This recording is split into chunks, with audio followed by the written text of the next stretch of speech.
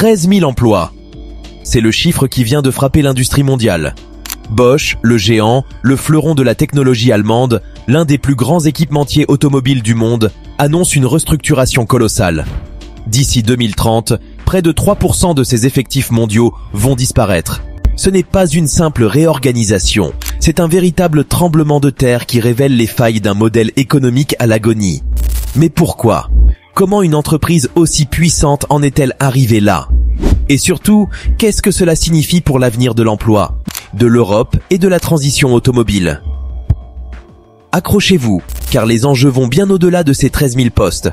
Pour comprendre, il faut regarder au-delà des gros titres. La direction de Bosch parle de nécessité et de compétitivité. La vérité est bien plus complexe et se décompose en 3 chocs majeurs. Le premier coupable, c'est l'Asie, et plus particulièrement la Chine. Pendant des décennies, l'Allemagne a dominé l'automobile. Aujourd'hui, la concurrence chinoise, notamment sur le segment de l'électromobilité, est féroce.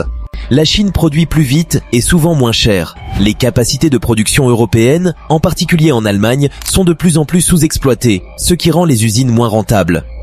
Bosch a besoin de réduire ses coûts de manière drastique, visant une coupe de près de 2,5 milliards d'euros par an pour rester dans la course. La pression est insoutenable. Le deuxième choc, c'est l'électrification du parc automobile. Le passage du moteur thermique au moteur électrique est une révolution coûteuse. Les pièces nécessaires aux véhicules électriques sont moins nombreuses et leur production demande moins de main-d'œuvre que pour les moteurs diesel et essence.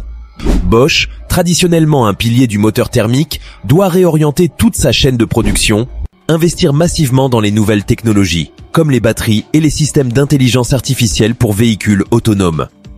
Cette transition coûte cher et ne génère pas encore assez de revenus pour compenser les pertes du secteur classique. Les investissements dans l'avenir se font au détriment des effectifs d'aujourd'hui. Enfin, ne nous voilons pas la face, l'automatisation et l'intelligence artificielle jouent un rôle clé.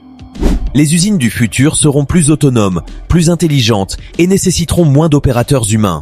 Les licenciements chez Bosch, comme ceux annoncés chez d'autres géants allemands comme Volkswagen ou Daimler Truck, préfigurent l'impact social de la 4e révolution industrielle.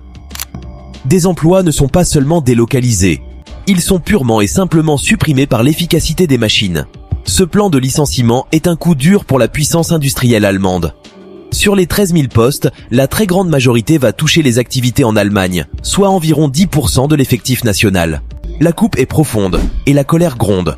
Le syndicat IG Metall est monté au créneau, dénonçant une décision prise par avidité et non par nécessité, arguant que le groupe reste largement profitable. La tension sociale est palpable. Ces licenciements s'ajoutent à d'autres coupes déjà annoncées par Bosch, totalisant des dizaines de milliers de postes menacés dans le secteur automobile européen. C'est l'industrie allemande dans son ensemble qui est en pleine hémorragie. La question cruciale est: ces suppressions d'emplois seront-elles compensées par la création de nouveaux postes dans les secteurs de l'électromobilité et du logiciel ? Pour l'instant, les chiffres ne sont pas là et l'inquiétude domine. La vague de 13 000 licenciements chez Bosch, planifiée jusqu'en 2030, est plus qu'un simple fait divers économique. C'est un signal d'alarme pour toute l'Europe. Il rappelle brutalement que la transition industrielle, face à la concurrence mondiale et à l'avènement de l'IA, ne se fera pas sans sacrifices sociaux. La rapidité de cette transition et son coût humain sont en train de redessiner la carte de l'emploi. Reste à savoir si les gouvernements et les entreprises européennes sauront réagir à temps pour protéger leur savoir-faire et surtout leurs travailleurs. La décennie qui s'ouvre sera celle de la grande adaptation ou de la grande chute. Que pensez-vous de cette décision ? Est-ce une restructuration nécessaire ou un sacrifice inutile ? Dites-nous en commentaire ce que cela représente pour l'industrie de votre région. N'oubliez pas de vous abonner et d'activer la cloche.